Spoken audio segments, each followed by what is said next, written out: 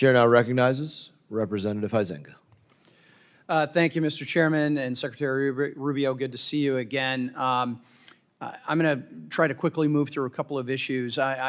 My district consists of Southwest Michigan, including Battle Creek, where we have a large Burmese diaspora, and they have a lot of friends and family who are still back in Burma, Myanmar, that are dealing with the brutal military junta. And they are literally waging a war of terror and genocide on those folks. I have introduced a bipartisan bill, H.R. 3190, the Brave Burma Act, to target the military junta's revenues, specifically implementing full blocking sanctions on Myanmar oil and gas enterprises, Myanmar Economic Bank, the MEB, and entities operating within the jet fuel sector, which is where they get most of their revenue. And this is the same question I asked Secretary Bessent.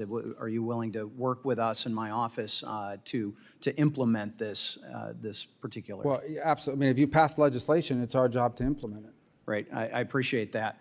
I want to move on. I had in my subcommittee, I'm the South Central Asia subcommittee, but I'm also dealing with the R family of State Department as we're doing this reauthorization. And a couple of weeks ago, we had a hearing where we had the Truth Czarina, Ms. Jankowicz, participated in. And we know that the CCP has been pouring billions of dollars into propaganda and censorship around the world, and I'm actually introducing a bill, Restoring American Freedom Act, that would codify the Trump EO on censorship. But I want to know, what is your strategy to push back on China, defend literally speech and the truth? Well, I think the first thing is that we need to be strong defenders of free speech everywhere in the world, and anywhere in the world where it's being threatened, including, sadly, parts of Europe, where we're seeing truth and we're seeing free speech now being endangered. The second point I would make about it is, and we've done this in our own department, you know, we had an entity in our own department, the Global Engagement Center, yes, that was involved, frankly, in identifying Americans. Then they would pass this information on to these NGOs that were not part of government, and they would use them to then target Americans to try to silence them or brand them or harass them.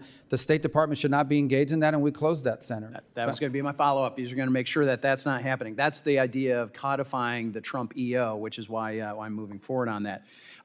Real quickly, Mr. Burchett, back over here, was talking about Afghanistan, and his bill, which is a report bill, I think goes hand in glove with a bill that I've introduced, which would require a restriction of all U.S. tax dollars that are being paid in Afghanistan for things such as fees and fines and taxes. I mean, U.S. taxpayers paying taxes to the Taliban in Afghanistan. And so I'd love to, if you want to make a quick comment on that, about a necessity to end that.